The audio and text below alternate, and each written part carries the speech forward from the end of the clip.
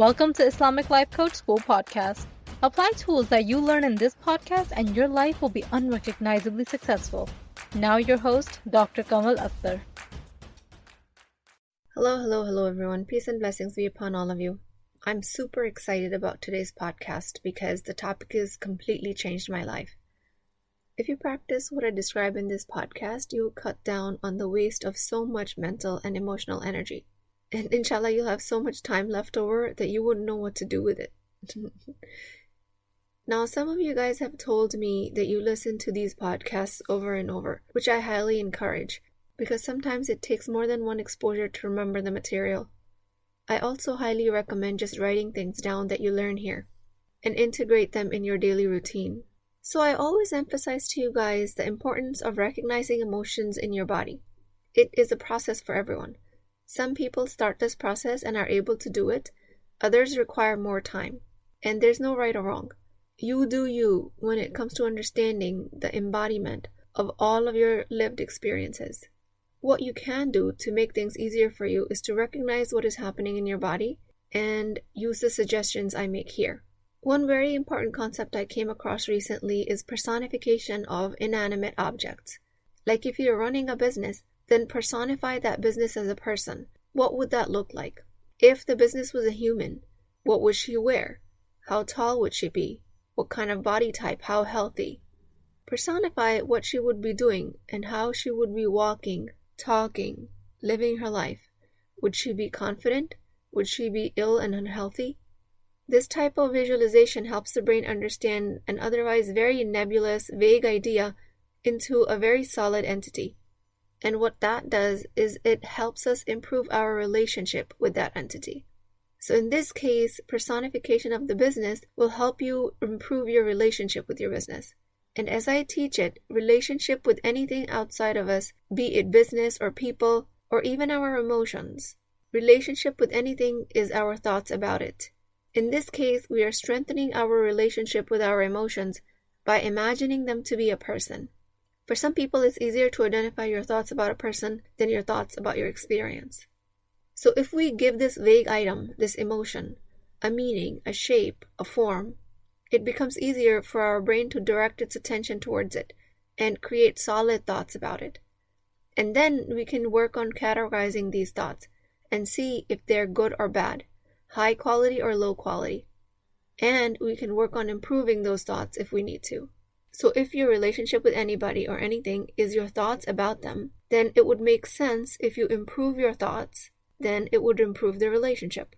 And this is universally true if you want to improve any relationship. It could be with your career, with your spouse, your own body, your work environment. The spouse doesn't have to change. The work environment doesn't have to change because all of these are circumstances. They are neutral by definition. They're outside of you. Anybody in that work environment or with the same spouse would experience them completely differently. So now when you elevate your thoughts about them, your relationship will improve. In this case, we're improving our relationship with our emotions. In this case, we're elevating our thoughts about our emotions after we personify them. So basically what I'm going to do here is apply this concept to an ambiguous yet very important idea that is our emotions. For me, this work came extremely handy when I was trying to understand the emotion of curiosity and how it would actually feel like in my body.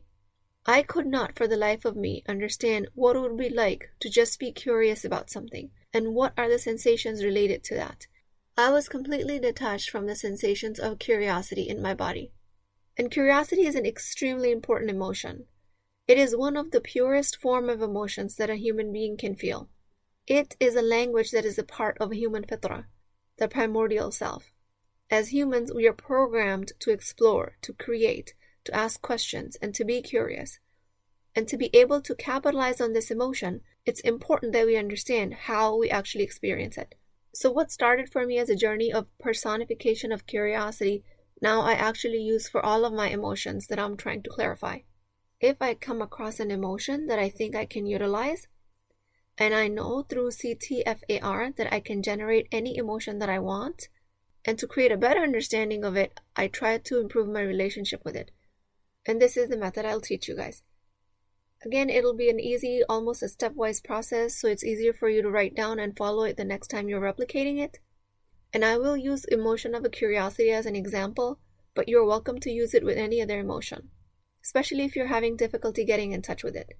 You can use it on the emotion of an urge, like the urge you experience to eat a chocolate chip cookie at 6 p.m. after a day's work, when you said that you will not be having cookies. If you can't clearly see that urge in your body, then follow these steps to clarify it in your brain. Other emotions can be empathy, it can be joy, love, peace. It can be amusement, gratitude, confidence, pride, enthusiasm, hope, anticipation. Pick any emotion that you want that's towards the positive side of the spectrum.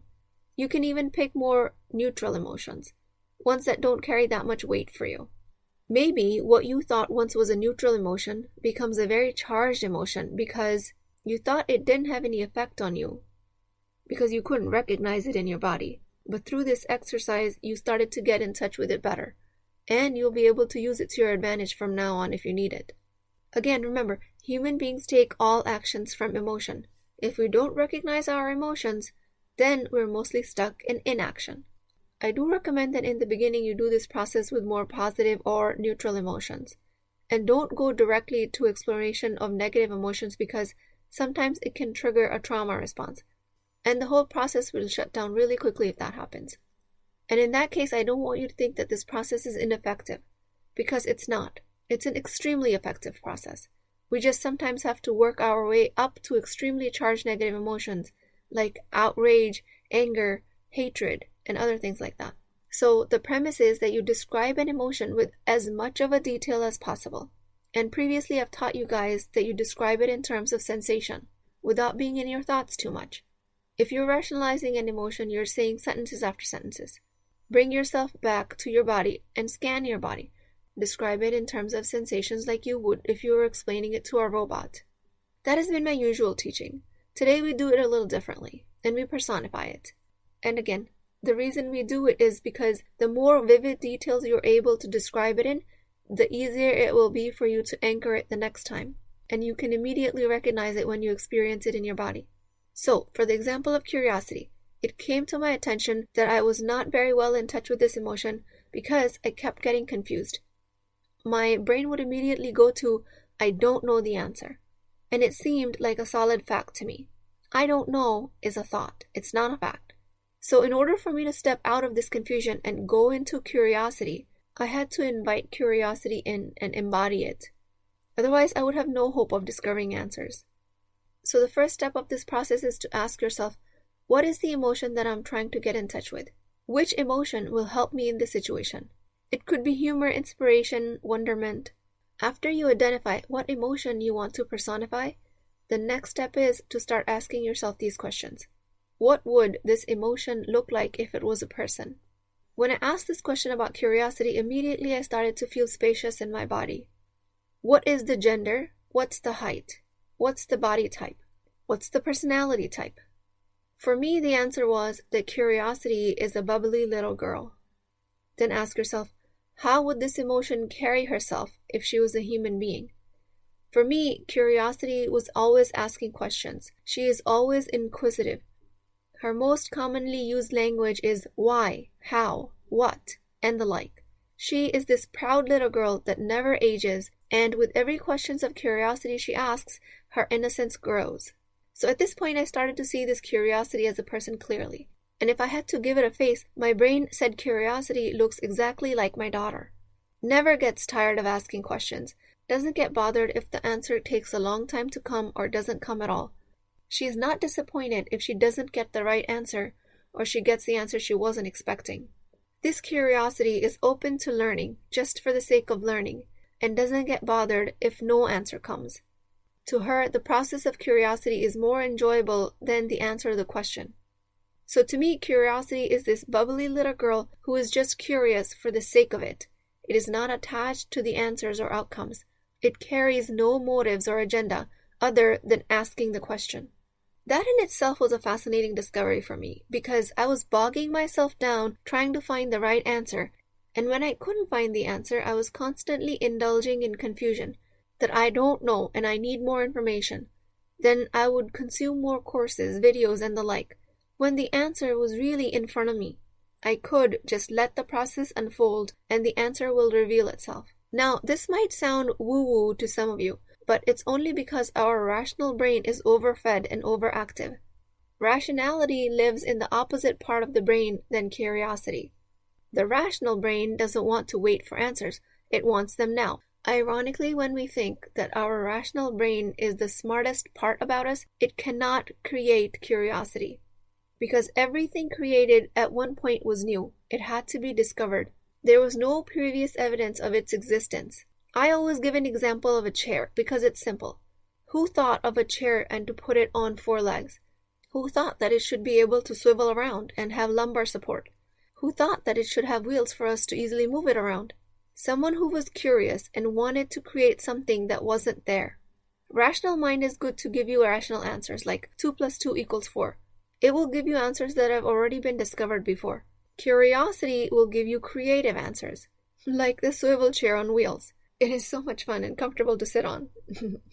Interestingly enough, this is the exact process that occurs when we activate our right side of the brain, which is the more creative side. If we attempt too hard to find an answer, we end up activating the left side, or the rational side of the brain. The right side, or the creative side of the brain, presents answer to you in a more piecemeal fashion, which is less predictable. If we're used to getting immediate answers, this process can be extremely uncomfortable, especially for the hyperlogical side of us. Okay, so this was a little bit of a neurobiological explanation. Now back to the personification. This was just a method behind the madness, if you will. So when I started to clearly see that this little girl, in her pure essence, is my curiosity, she is in complete exploration mode because she just can't contain her curiosity. I started to experience it better in my body. Then it occurred that curiosity to me feels like cool flickers of blue light inside of my head. And it's spacious like the universe, and it's flickering like fireflies. This made me realize that curiosity is more inherently rewarding and pleasurable than the answer ever could be, which led me to directly enjoy the process of being curious. Then I started to make a spacious house in my brain for this curiosity to live in. I mean, if it is as big as the universe, it's going to need a big house. This house is big and bright and clean and comfortable and cozy, and it's welcoming. And this little girl, the curiosity, finds it extremely welcoming. It finds my body extremely hospitable and gracious. If you don't have a daughter or children, then don't be confused about the process. You can use somebody else. You can utilize this process using any movie character or any person that you have a positive attachment with. And you're welcome to borrow my description if you like. You can use your son as a description. Maybe he's always turning rocks, catching bugs, getting himself muddy right after taking a shower. Maybe your curiosity is best personified with his image. Or a cartoon. Maybe it's a non-human object altogether. Maybe your curiosity is described by a lava lamp, with matter bubbling around haphazardly, looking like it's aimless, but always moving, always exploring.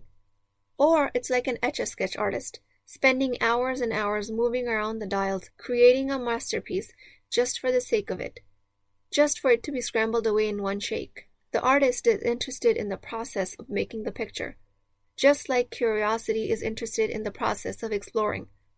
The artist is not interested in preserving the result. Curiosity personified is interested in asking questions for the sake of asking questions, not for the sake of getting answers. It's kind of like going on a long drive just to enjoy the scenery and to drive around for the purpose of driving, without having a destination in mind. When you detach yourself from the destination, that's when curiosity can really blossom. When you're not interested in figuring out the answer is when, ironically, the answer reveals itself. I know it's counterintuitive, but that's exactly how it works. You think curiosity is about finding a right answer. It's not. It's about letting the answer reveal itself. It happens because just through the process of pure creativity, you go into a state of flow, and the left side of the brain that constantly bogs us down with perpetual mind chatter quiets down. So then we can hear the voice of our intuition and inherent wisdom. When you experience curiosity in its full spectrum in your body, in which case sometimes the answer comes to you right away, and sometimes it comes 5 minutes later, or an hour later, or a week later in the shower. When you're too attached to finding the answer, you're always judging your inability to get the answer. And this judgment is the prime example of the monkey mind. This vivid description I provided here serves as an anchor every time I'm trying to tap into curiosity. I don't have to do this process all over again. My brain has a memory of what the sensation of curiosity was in the body from my previous experience, and I can quickly tap into it as a resource to fuel my creativity whenever I need it. I use this method while I paint. I use it while I create new programs and workshops for my coaching. Because what I provide at Islamic Life Coach School has never been done before. I'm creating a composite of science and medicine, positive psychology, spirituality, neuroscience, and traditional Islamic teachings. It is a totally unique and life-changing technique, and my rational mind could never get me there, because it's not something that's been done before. I mean, don't get me wrong, I love my rational mind. I need it to get me answers to basic questions. It makes my life super easy, but it does not have all the answers. I use this method of curiosity to even treat patients in the hospital when they're sick and medical explanation just won't give an answer. Curiosity is highly encouraged in Islam in the seeking of knowledge. There are multiple narrations of a hadith where this process is heavily emphasized. Quran heavily emphasizes the need for intellectual investigation, using your heart, your core, your qalb. I love curiosity. It is my best friend. I love using it, and I love having it as an anchor in my body. So just as a side note, by anchoring I mean easily recognizing the sensations of an emotion in the body. When you're able to anchor something, you're able to save yourself a lot of time next time you need it. Maybe you need to do it once and practice it a few times, but once you can access it, it becomes easy for you to get answers instead of spinning in confusion and wasting time. If you're trying to take action and you don't know why you're unable to, try and personify the emotion that you think will help you in this situation. Chances are you're just not in touch with it. Go through each useful emotion that you can think of, that you want to capitalize on, and start to personify it. Give it characteristics and details, and be creative with the process. Don't hold back. Don't worry about being right or wrong. There is no right answer. Whatever answer comes to you is the right answer. Describe it just the way it comes to you, and don't second guess your answers.